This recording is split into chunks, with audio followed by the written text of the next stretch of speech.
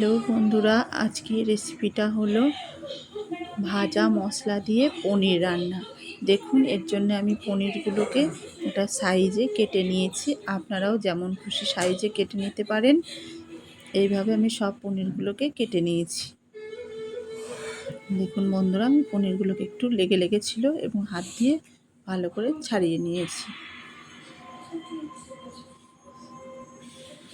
এইবার আমরা পনিরগুলোকে নুন হলুদ মাখিয়ে নেব। পরিমাণ মতন লবণ দেব আর পরিমাণ মতন হলুদ দেব, দিয়ে আমি একটু মাখিয়ে নেব। মাখিয়ে রেখে দেব। এদিকে উনানে কড়াই বসিয়ে দিয়েছি। কড়াইতে যে আমি ভাজা মশলাটা করব, দেখুন সেটা আমি করে নিচ্ছি। এখানে আমি 4-5টা শুকনো লঙ্কা দিয়েছি, গোটা ধনে দিয়েছি আর দিয়েছি গোটা জিরে। এগুলোকে দিয়ে আমি ভালো করে একটু নেড়ে ছেড়ে শুকনো খোলায় ভেজে নেব। এর যে সুগন্ধটা আসে খুবই ভালো। আপনারা তো কাঁচা মশলা দিয়ে খেয়ে দেখেছেন, একবার ভাজা মশলা দিয়ে খেয়ে দেখবেন কেমন লাগে। দেখুন, এবার আমি কড়াইতে তেল দিয়ে দিয়েছি আর কড়াইয়ের মধ্যে এবার পনিরগুলোকে ভেজে নেব। দেখুন, আমি একটু লবণ দিয়েছি যাতে পনিরগুলো না লেগে যায়। এবার ভালো করে আমি নেড়ে ছেড়ে পনিরগুলোকে ভেজে নেব লাল লাল করে। দেখুন, আমার পনির ভাজা হয়ে গেছে। এবার আমি পনিরগুলোকে তুলে নিয়েছি আর বাদবাকি যে পনিরগুলো ছিল সেগুলো আবার ভেজে নেব। আপনারা প্রথম থেকে লাস্ট পর্যন্ত আমার ভিডিওটি দেখবেন আর আপনাদের দেখে যদি ভালো রাখে আপনারা ট্রাই করে দেখবেন যে কেমন হয়েছে। যদি আপনাদের ভালো লাগে তাহলে লাইক কমেন্ট শেয়ার করে দিন। দেখুন, আমি এখানে জিরে ফোড়ন দিয়ে দিয়েছি।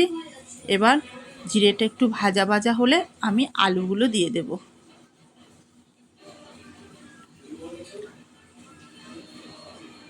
দেখুন, জিরেটা একটু ভাজা হয়ে গেছে। এবার আমি আলুগুলো দিয়ে দিয়েছি। খুব সুস্বাদু একটি নিরামিষ হালকা রান্না বলতে পারেন। এখানে মশলা নেই বললেই চলে। খুব সুন্দর আর খেতেও খুব ভালো হয়। দেখুন, আলুটা আমার হালকা ভাজা হয়ে গেছে। এবার পরিমাণ মতন লবণ আর পরিমাণ মতন হলুদ দিয়ে আবার একটু নেড়ে ছেড়ে ভেজে নেব। নেড়ে ছেড়ে একটু ভাজা হয়ে গেলে এবার আমি জল দিয়ে দেব। এবার আলুটা ভালো মতন সিদ্ধ হতে থাকুক, ঝোলটা ফুটতে থাকুক, ততক্ষণ আমি একটু ঢাকা দিয়ে দেব। ঢাকা খুলে দেখুন ঝোলটা কত সুন্দর ঠকবক করে ফুটে গেছে আর আলুগুলো প্রায় সিদ্ধ হয়ে গেছে। এবার আমরা দেখব আলুগুলো ভালো মতন সিদ্ধ হয়েছে নাকি।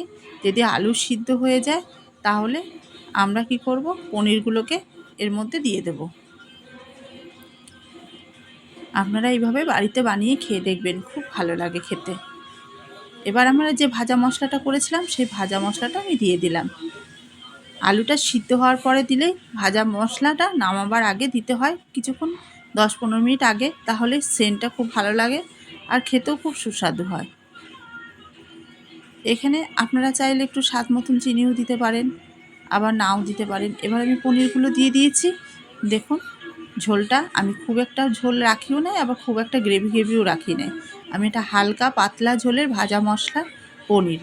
আপনারা এইভাবে খেয়ে দেখবেন কেমন লাগে। আপনাদের যদি ভালো লাগে আমার ফেসবুক চ্যানেলটিকে লাইক কমেন্ট শেয়ার করে দিন আর ফলো করে দিন, আর আমার ইউটিউব চ্যানেলটিতে সাবস্ক্রাইব করে দিন এবং লাইক কমেন্ট শেয়ার করে দিন। এবার দেখুন, আমার ভাজা মশলা দিয়ে পনির রান্না হয়ে গেছে। কত সুন্দর পনির রান্না হয়েছে, আপনারা খেয়ে দেখবেন কত ভালো লাগে। আর আপনাদের যদি ভালো লাগে আমাকে কমেন্ট বক্সে অবশ্যই জানাবেন। টাটা, আবার নতুন রেসিপি নিয়ে আপনাদের সামনে হাজির হব।